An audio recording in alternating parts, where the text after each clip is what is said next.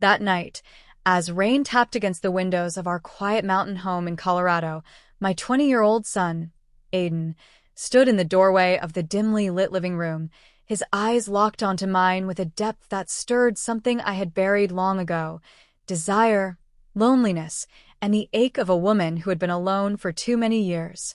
I was 50, a widow, living in silence since the day my husband passed, raising a boy who had grown into a man too fast, too beautifully, with a presence that now lingered in every room like a slow-burning flame.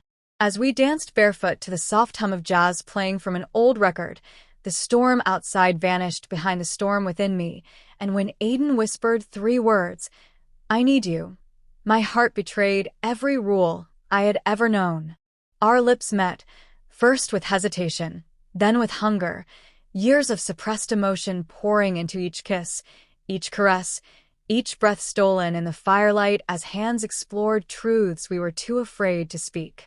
But just as I surrendered to the moment, trembling beneath the weight of a love that never should have existed, a knock echoed at the door. A woman stood outside, rain dripping from her coat, her voice trembling as she looked at Aiden and said, "You found her." I stared in shock, and before I could ask, Aiden turned to me with a calm, haunted smile and whispered the final 3 words that shattered everything. "She's your replacement." I stood frozen, the firelight flickering across Aiden's face as those 3 words, "she's your replacement," echoed in my mind like a scream in a sealed room, and the woman at the door stepped inside without invitation, her eyes scanning the house like she had seen it before, like she belonged here. My heart pounded as I clutched the edge of the couch, trying to make sense of what he meant, trying not to crumble beneath the weight of the kiss we had just shared, the intimacy still tingling on my skin, the memory of his touch burning in my chest. Aiden didn't speak. He just watched me, silently, as if studying my reaction, as if he had planned this moment. The woman, with a calm I couldn't understand, walked to the mantel where a photo of my late husband sat, wiped off the dust and whispered, "He never told you the truth, did he?" I gasped, my knees weak. "What truth?" I asked, voice shaking. She turned to me and smiled, softly, sadly. "You were chosen, not loved. He brought Aiden here for this." My vision blurred. The room felt like it was spinning. Aiden stepped forward, cupped my face, and kissed me again, slow, deliberate, filled with something darker than love, then looked into my soul and said, "You are the last piece, Evelyn. Now it's complete." And as the candles flickered violently, I saw it, a shadow on the wall with no source, stretching toward me, and realized this was never about romance or comfort or even lust. It was a ritual. And I had just sealed it with a kiss. The air turned icy as Aiden stepped away from me, his expression unreadable, while the woman, still nameless, circled the room like she owned every secret buried in its walls, her fingers tracing the edges of old furniture like memories she once lived here. I wanted to scream, to run, but my body wouldn't move, like the house itself had locked me inside the moment his lips touched mine. "This place was never yours," she whispered, eyes burning into mine. "It belongs to them." I looked to Aiden, silently begging for answers, but instead he offered his hand, not with love, but with expectation, like a final step I hadn't yet taken. "You wanted to feel alive again," he said, "and now you'll live forever, just not how you thought." I backed away, breath caught in my throat, heart aching from betrayal and from something worse, realization. The house groaned. The lights dimmed. A mirror near the fireplace shattered, and behind the glass I saw something impossible. Dozens of women, my face, my body, my sorrow, trapped inside like echoes of this same night playing again and again. "We've done this before," he said softly, almost lovingly, as he moved closer. "You always fall in love. You always kiss me.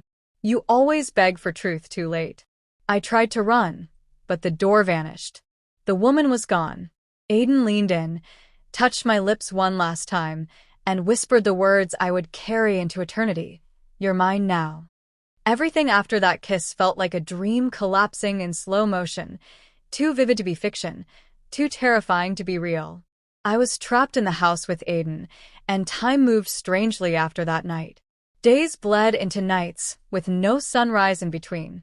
The clocks stopped ticking. Mirrors no longer reflected me. Aiden changed.